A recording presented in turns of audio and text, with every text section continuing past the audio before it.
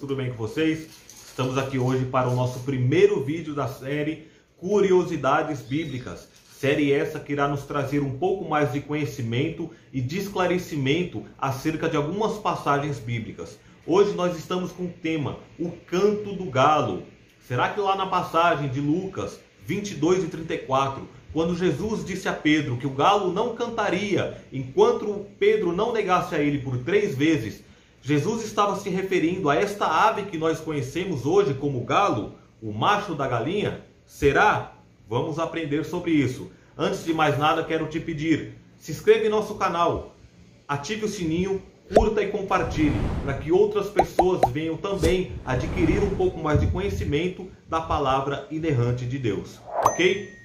Estudando um pouco sobre esse assunto, pesquisando vários livros e comentários, como Comentário Bíblico de Moody, Comentário Bíblico de William Barclay, nós podemos entender e aprender que na época de Jesus era proibido a criação deste tipo de ave, galinha e galo, naquela região santa, naquela região central ali de Jerusalém, porque elas emporcalhavam a cidade e deixavam um mau cheiro. Então, se era proibido a criação desse tipo de ave naquela região, e quando Pedro negou a Jesus pela 3ª vez, ele ouviu o galo cantar, que galo foi esse que cantou? Vamos aprender sobre isso. Antes, gostaria de explicar para vocês como era feita a divisão do dia na época de Jesus. O dia era composto por dia natural, que ia das 6 horas da manhã até as 6 horas da tarde. E era composto também pela vigília da noite. E esta vigília da noite ela estava dividida em 4 partes.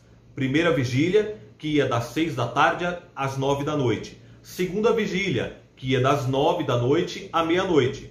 Terceira vigília, que ia das meia-noite às 3 da manhã. E a quarta vigília, que ia das 3 às 6 horas da manhã. E no final dessa terceira vigília, era feita a troca de guardas da fortaleza de Antônia. Esta fortaleza de Antônia era a casa de Pôncio Pilatos. Isso mesmo, aquele governador que fez o julgamento de Jesus.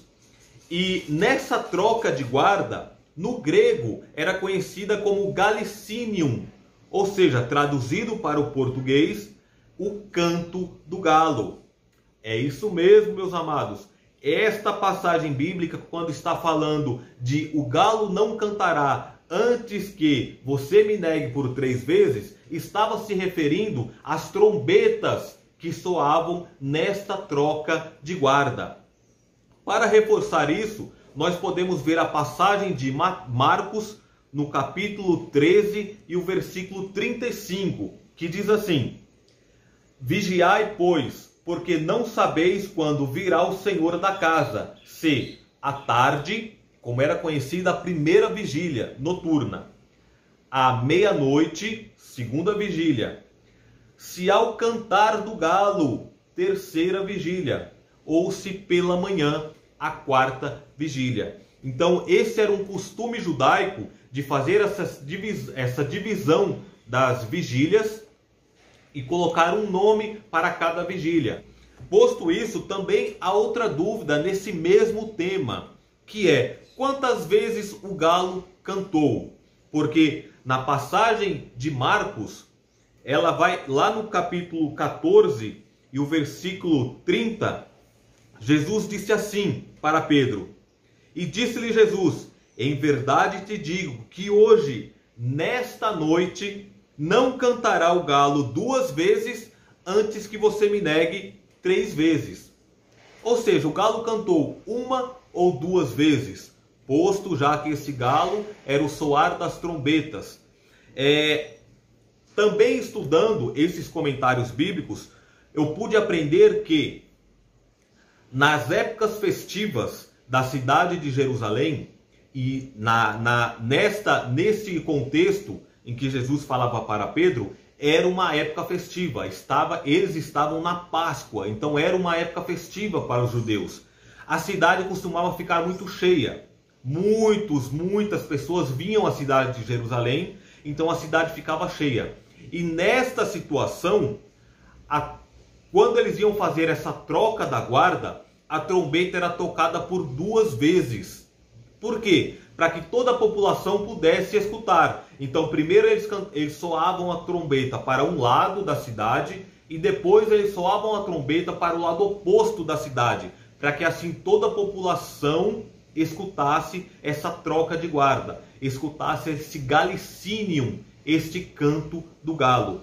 E como esta passagem de Marcos foi escrita pelo próprio Marcos, visando os romanos, visando expor o evangelho aos romanos, ele sabia desse costume que tocava-se a trombeta 2 vezes em época festiva.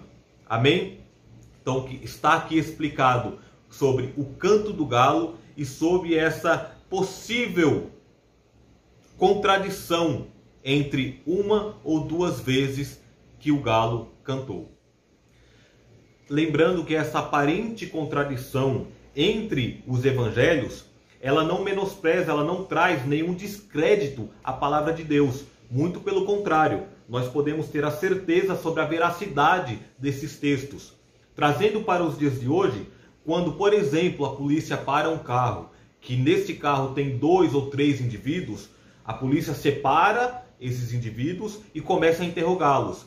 Se a história desses indivíduos forem exatamente iguais, a polícia vai saber que eles estão mentindo, que a história foi combinada. Porém, quando a história, o contexto, o sentido da história é o mesmo, porém cada um com a sua versão, a polícia sabe que eles estão falando a verdade. Então, assim, cada evangelista escreveu com seu olhar, com foco em alguma coisa. E como Marcos escrevia com foco nos romanos, conhecendo os costumes romanos, ele achou por bem descrever esse toque duplo da trombeta. Amém? Que Deus em Cristo te abençoe, que você possa ter aprendido algo hoje e que você possa continuar nos assistindo, pois a cada semana estarei postando um vídeo sobre curiosidades bíblicas. Deus te abençoe.